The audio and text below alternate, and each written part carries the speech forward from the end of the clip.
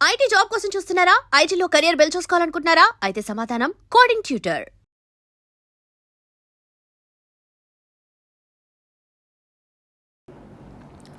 Music I give one reference point. ఒకడు నా దగ్గరకు వచ్చి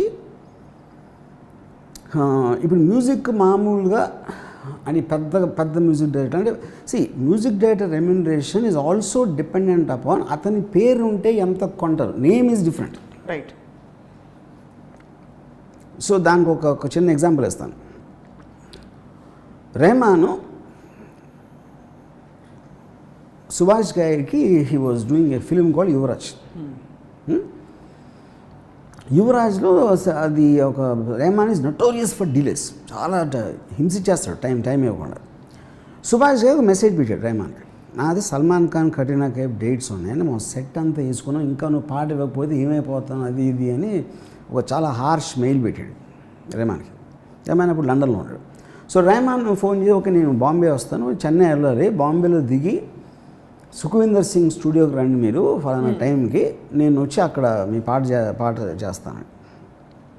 ఇటు సరే నెక్స్ట్ డే 2 days అయ్యాకో సుఖవీందర్ స్టూడియోకి వెళ్ళాడు. రెహమాన్ ఇంకా ఎయిర్పోర్ట్లో ఆంధ్రవేలో ఉన్నాడు. ఈ సుఖవీందర్ కూర్చొని ఏదో చేస్తున్నాడు. ఏంటిదంటే మీకు ఏదైనా పాట చేసి పెట్టమన్నాడు అన్నాడు. ఇంకా సుభాష్ వచ్చింది కోపం. సో ఇప్పుడు తెలియక చెప్పేసాడు అనుకున్నాడు సుఖవీందర్. రెహమాన్ వచ్చి హాయ్ అన్నాక ఏంటి ఏమైనా చేసేవా అన్నాడు. సుభాష్కి ఎదుగుని అడిగాడు, ఏమైనా పాట చేసేవా అంటే చేశాను వినిపించండి, అది వినిపిస్తే నాకు బాగుంది, మీకు ఎలా ఉంది అన్నాడు.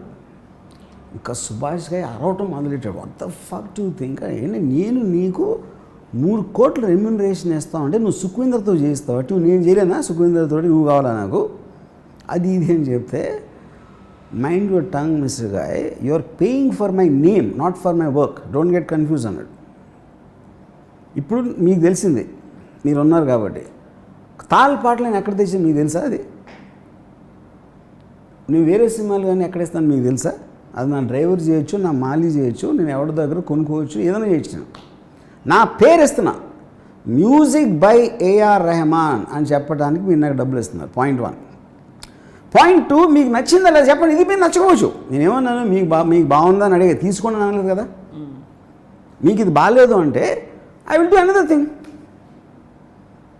అని చెప్పి నేను చెన్నై వెళ్ళి పంపిస్తాను. వెళ్ళిపోయాడు సుభాష్కి, వెళ్ళిపోయాడు. వెళ్ళిపోయిన తర్వాత ఈ రెహమాన్ సుఖవీందర్, నాకు ఇదంతా సుఖవీందర్ చెప్పాడు. సుఖవీందర్ ఫోన్ చేసి, నాకు ట్యూన్ నిజంగా చాలా బాగుంది, అది నాకు అది ఫినిష్ చేసి నాకు మెయిల్ చేశాను. అయిపోయింది 1 year అయిన తర్వాత వీడు రెహమాన్ మేనేజరు ఒక 5 లక్షలు చెక్ అది పంపించాడు సుఖవీందర్కి. ఏంటి ఇది చెక్ అంటే, మీరు యువరాజ్కి ఏదో పాట చేశారంట కదా, రెహమాన్ అది వేరే వరకు అమ్మాడు, మీ షేర్ కింద 5 లక్షలు పంపమని చెప్పి అన్నాడు. ఎవరికి అమ్మాడు? స్లమ్ డాగ్ మిల్లర్ జైహో పాట, అది జైహో సాంగ్. ఇప్పుడేంటి, సుభాష్ గారికి అంత ఎక్స్ట్రాడినరీ మ్యూజిక్ టేస్ట్ ఉండి జైహో సాంగ్ నచ్చలేదంటే ఎలా చెప్తారు మీరు? అది ఆయన మైండ్ స్టేట్, ఆయనకు ఉన్న కోపం, ఆయన సిచ్యువేషన్ సరిపోవు, ఏదో 100 కారణాలు ఉంటుంది దానికి. ఓకే, సో ఇప్పుడు ఒక లాజిక్ ఏంటి, మ్యూజిక్ డైరెక్టర్కి ఎంత ఇవ్వాలి అంటే, మీరు వాడి పేరు వాడితే ఆడియో కంపెనీ ఎంత ఇస్తుంది, వాడికి ఫ్యాన్ ఫాలోయింగ్ ఉందా, వాడి పేరు ఉంటే ఎంతమంది యూట్యూబ్ వ్యూస్ వస్తాయా, ఇదొక గేజ్. రెండోది, అసలు పాట అంత నచ్చింది జనాలకంటే అన్నోన్ పర్సన్ పాట నచ్చేస్తుంది ఒకటి. అంతమంది ఇప్పుడు coverage music director first time చేసాడు అది, and he sold more than Rahman. అది పాయింట్ కాదు. 3వ పాయింట్ ఏంటి, అసలు యాక్చువల్గా ఎంత కాస్ట్ అవుతుంది సాంగ్కి. దానికి ఒక ఎగ్జాంపుల్ చెప్తాను. నా దగ్గర వాడు వచ్చి ఒక పాట వినిపించాడు, అది ఒక ఆర్కెస్ట్రేషన్ ఎక్స్ట్రాడినరీగా ఉంది. నేను అసలు అలాంటిది ఏం లేదు ఇప్పుడు, అంటే అకాస్టిక్ సౌండ్స్ కానీ ట్రంబోన్స్ చాలా డిఫరెంట్ ఇది ఉంది.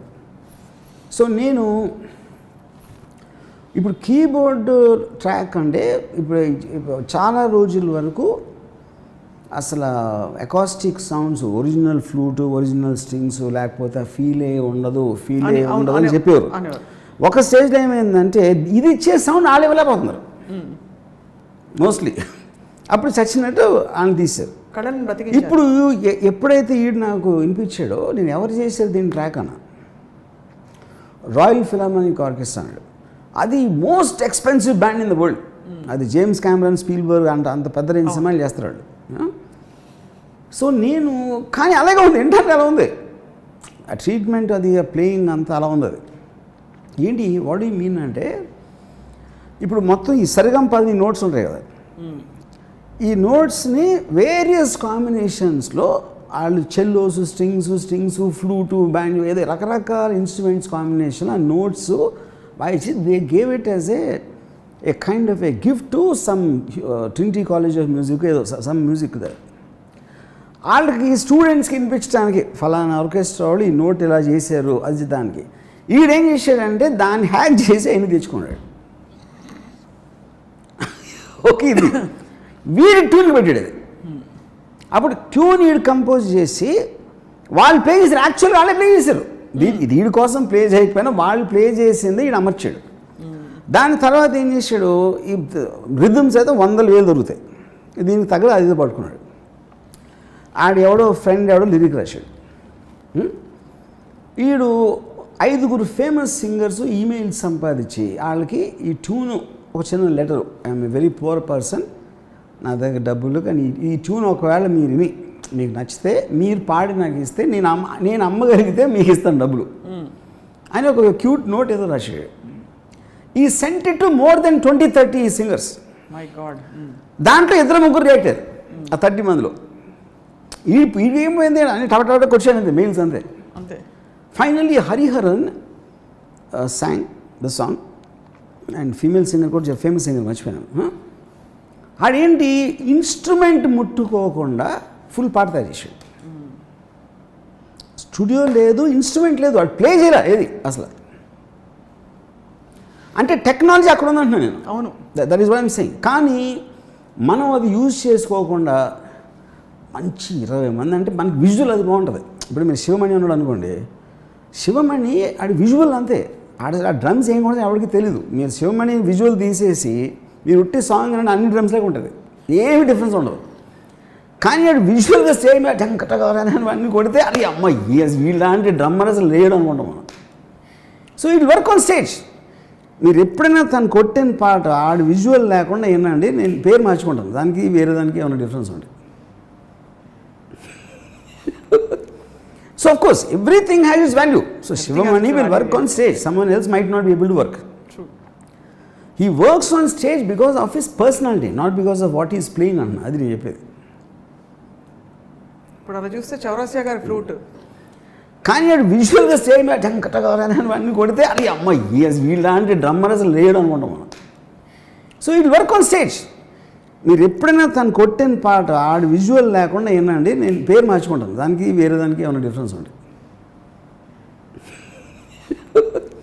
So of course everything has its value. So Shivamani will work on stage, someone else might not be able to work. True. He works on stage because of his personality, not because of what he is playing on. అది నేను చెప్పేది. ఇప్పుడు అలా చూస్తే చౌరాసియా గారి flute